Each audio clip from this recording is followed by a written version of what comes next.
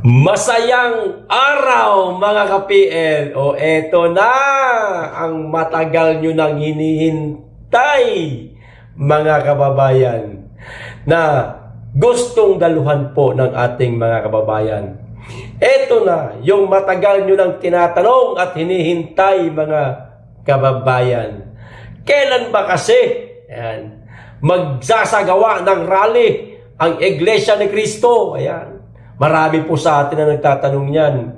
Pero ako, hindi ko na po itinanong yan kasi alam ko naman po na isang araw muling magbabalik at magsagawa ng panibagong rally ang Iglesia ni Cristo. At eto na nga mga kababayan, nilagyan na po nila ng petsa. Ang tanong, dadalo ba ang lahat? Ibig sabihin, mga kaibigan nating DDS, dadalo ba ang lahat? Mga Iglesia ni Cristo, walang question. Sigurado yan kapag nanawagan ang tagapamahalang pangkalahatan, yan, pasensya na, nabubulol pa. Dadalo mga yan, maliban na lang siguro sa mga senior citizen na talagang hirap na sa mga maiinit na lugar, lalo na't masasabayan pa ng bagyo. Hirap na rin maglakad si lolo at lola o hindi na kinakailangan o hindi na yon sila dadalo. Kumbaga, okay lang kahit na manood na lang sila sa mga telebisyon, sa social media, sa mga vloggers o sa mismong kanilang programa sa kanilang istasyon. Eto na mga kababayan.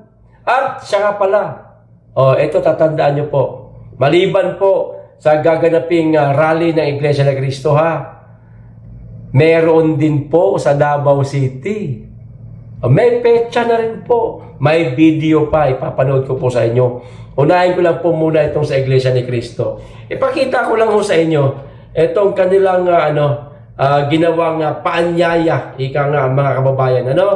Ayan join daw join. Ayan November 16 and 17, 2025 rally, mga kababayan Don't miss history. Ayan. Join the Peaceful INC rally at EDSA. Ayan, mga kababayan. Walang oras, Walang oras, mga kababayan. Pero, maaaring mag-antabay na lang po tayo kung kailan po sila maglalabas, kung anong oras. Pero petsa, meron na. Madali lang naman yan. Pwede lang po tayo pumunta ng maaga sa lugar na yan, dito sa EDSA. At malalaman na po natin kung anong oras magsisimula. Siyempre, dagsaho ang tao niyan. At siyempre, sa ganang mamamayan sa Net25, pwede ho kayong manood dyan, mga kababayan, para malaman po natin ang eksaktong oras. Pero wag niyo pong kakalimutan magdala ng tubig, sariling tubig ng payong, ayan, panyo, yung mga may maintenance dyan. Kinakailangan na may dala kayong mga tableta ninyo, mga kababayan. Mga biskwit, ilalagay nyo po sa bulsa ninyo kasi maaaring napakalayo na bilihan ng pagkain yan. Pag inabot kayo ng gutom, nasa gitna kayo ng karamihang tao, may machichibog-chibog ho kayo. Ulitin ko po, at sa bagay, nakikita nyo naman po, November 16 and 17. Ito pa, may nakalagay, publish! 11/02/2025. Ibig sabihin, Nobyembre 2, 2025. Mga kababayan maliwanag tayo dyan. Okay? Sigurado tayo na dadaluhan po ito ng napakaraming kapatiran ng Iglesia ni Cristo at ng mga kababayan din po natin na nais pong dumalo sa gagawing rally ng Iglesia ni Cristo. Di umano, napakarami ng dadalo sa rally na ito, mga kababayan. Meron po nakapagkwento sa akin, pwedeng totoo, pwedeng hindi. Hindi naman nakakapagtaka sa dami po ng Iglesia ni Cristo. Maaari daw pong umabot ito, mga kababayan, ng 5 million. Payat pa yan. Pag sinabi talaga ng Iglesia ni Cristo na lahat labas, ay nako, kukulangin po ang EDSA. Baka magdadalawang venue ito, mga kababayan. Maliban dyan, Maliban sa mga kapatid natin sa Iglesia ni Cristo, daluhan pa ito ng iba't iba pang sekta. Hindi natin alam kung sino-sino mga sekta pang dadalo rito. At mga DDS, ayan mga kababayan. Pero mag-iingat po kayo ha sa mga nagkukunwaring mga DDS, maging mapagmatsyag po bawat isa. Hindi lamang po mga DDS, maging ang mga kapatiran sa Iglesia ni Cristo, maging mapagmatsyag po. Mahirap na po, baka malusutan po kayo ng mga magnanakaw, ng mga snatcher, mga mandurukot, o dumalo lang po kayo ng rally, nawala na po kayo ng inyong mga kagamitan, telepono, o ano pa, wallet, o alahas, mag-iingat po, maging vigilante po para wala pong mawalan sa atin sa mga araw na. 2 araw yan 16 and 17. Nakaw, napakaraming tao nito mga kababayan. At sa Davao City, eto na ipapakita ko na po sa inyo mga kababayan. Basahin ko na po muna bago po ang video. Ito ang sabi. Kami naman, a worldwide call for free Duterte. Ganun pa rin po ang panawagan mga kababayan, pero may nadagdag lang po, ng panawagan na palayain na ang dating Pangulong Duterte. Una yan, pero may nadagdag pa. Ito, this is not just a petition, it's a global movement for justice and compassion mga kababayan. When November 23, sulat sa kalendaryo, sulat, para hindi makalimutan. November 23, 2025, mga kababayan, saan o where? Davao City, ayan. Duterte run with global live stream. Makikita pala tayo dito sa buong mundo, mga kababayan. Ito pa, what? Ito na, ang what daw A worldwide signature campaign calling for freedom, fair and human treatment for former President Rodrigo Duterte and for justice to be served without delay. Ayan. Together, we stand for due process, compassion, and the rule of law, mga kababayan. Daluhan din po natin yan sa Davao. Maliban dyan, baka meron pang madagdag na mga rally, mga kababayan, na pangungunahan naman po ng grupo ni Congressman Kiko Barsaga. Ito na po yung video. Panoorin na po natin mga kababayan. Napakaganda po ng video nila. Makabagbag ng damin. Nakaka-excite ho talaga. Ang sarap hong dumalo. Kaya pagkatapos sa Iglesia ni Cristo, 16-17 Nobyembre, 23 naman po mga kababayan, dito sa Davao City, kung meron po kayong mga kakayahan na gumastos, pamasahe, papunta sa Davao City at pauwi po sa inyong pinanggalingan, huwag niyo pong sasayangin to. Napakarami rin pong tao nito. Ito na po yung video, panoorin na po natin.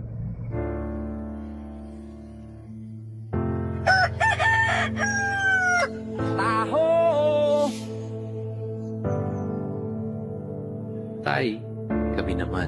A worldwide call to free PRRD. November 23rd, 2025. Davao City, Philippines. To unite Filipinos and supporters around the world in a peaceful, lawful, and moral call for justice, fairness, and respect for human rights, ensuring that no leader, no citizen, and no Filipino is ever detained without due process. The campaign envisions a Philippines where justice is timely, humane, and accessible to all, regardless of political standing. Former President Rodrigo Roa Duterte has been under detention for 8 months without trial, an alarming situation that represents a serious breach of his constitutional rights and the fundamental principle that justice delayed is justice denied. Kami naman. A worldwide call to free PRRD seeks to amplify the collective voice of the Filipino people and the international community. those who believe in due process, compassion, and the rule of law. This is not a digital petition, but a physical, global movement. An act of solidarity to be witnessed live on November 23rd, 2025, during the Duterte run in Davao City. Thousands will gather in person to sign for justice. This global live stream event will show the world the strength of the Filipino people's unity and compassion, transcending political lines. It aims to draw international attention to the urgent need for fair and immediate legal proceedings, advocate humanitarian consideration for former President Rodrigo Duterte's declining health while in detention at the International Criminal Court, reaffirm democratic values, reminding authorities that justice must be swift, transparent, and humane, mobilize Filipinos worldwide to stand for fairness, compassion, and respect for human rights. This is not just a campaign for one man. It is a movement for every Filipino's right to fair treatment under the law. By coming together and signing, participants declare, "We do not seek privilege, we seek fairness. We stand for justice, and justice delayed is justice denied." Tay, kami naman. Tay, kami naman. Tay, kami naman. Tay, kami naman. Tay, kami naman. Tay, kami naman. Ayan, mga kababayan, tay, kami naman. Ayan, daluhan nyo na. Mga kababayan, wag na po kayo magpatumpik-tumpik. Kaya, Nobyembre 23, mga kababayan, dito po sa Davao City, magkita-kita po tayong lahat. No? At asahan po natin na marami pa pong rally na magaganap etong buwan na ito, mga kababayan. Katulad na lamang po, etong, bago lang, kakapost lang po ni Congressman Kiko Barsaga nito, mga kababayan. O ito ang sabi niya, sabi ko na ho sa inyo maliban sa iglesia, maliban dito sa rally sa Davao, baka meron din pong rallying gaganapin na pangungunahan ni Kiko Barsaga. Baka lang naman, ayan either Marcos removes me from Congress or I remove him from Malacanang. Tibay talaga ng bata na to. There is no in between. It will all end this month. Boom! Talagang this month, mga kababayan. Lagot na. Totoo kaya yan? Di mag-antabay ho tayo, mga kababayan. Kapag meron pong gaganapin ulit na rally sa pangunguna ni Kiko Barsaga, mga kababayan, wag po nating kakaligtaan, wag po nating pababayaan, suportahan po natin. Dahil kaparehas naman po natin siya ng panawagan Ang alin? Siyempre, yun na yun. Ayoko na lang sabihin, mga kababayan. Ang alin? Siyempre, unang-una sa korupsyon. Ayan, linawin natin na korupsyon. Ayan, kontrahin natin ang korupsyon, mga kababayan. At katukin natin ang tanggapan ng ating presidente na Mr. President. Kaya mo ba talagang tapusin ang korupsyon? Ipakulong ang mga pinangalanan na o hindi? Kasi kung hindi mo kaya, Mr. President, bakit hindi mo ipaubaya ang pamumuno sa bansa sa ibang elected official? Ayan. Gumaga, mga kababayan, naghahangad lang naman talaga tayo ng katarungan dito sa napaka maanumalyang proyekto nitong flood control, mga kababayan, na talaga namang ninakaw nila ang pondo, At hindi po yun, hindi po yun gawa-gawa lang ng mga resource person, lalong-lalo ng mga kontraktor pati, ang kumanta sa Senado, at may biglang lumutang, si Gutesa, na ikinagulat po nating lahat, na parehas po ang naging sentimento o pahayag ni Gutesa at ng mga resource person.